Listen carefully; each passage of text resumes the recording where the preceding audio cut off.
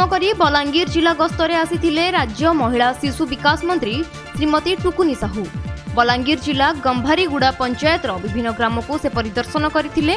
अपहंच इलाका पहुंची लोकंकु सरकारक विभिन्न जनहितकर कार्य संबंध में अवगत कराइथिले।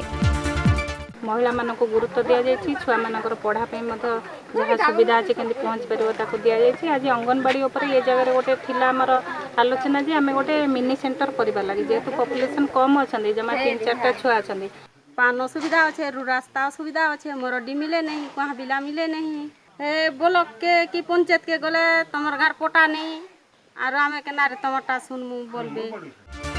साधारण लोक किपरि सरकारी सुविधा पाई परिबे ताहा उपरे आलोचना करिबा परे ताकू किपरि कार्यकारी कराजिबो से विषय रे स्थानीय सरकारी कर्मचारी को आदेश देइथिले। तेबे ठेलके भेळा ओ गभारस परी अपहंच गाँव को जाई लोकंक असुविधा बुझिबा सह सेमानकु किपरि समस्त सुविधा जोगाई दिया जिवो से संबंध रे आलोचना करिथिले। एनै यथाशीघ्र कार्यानुष्ठान ग्रहण कराजिबो बोली से सूचना दैछंती।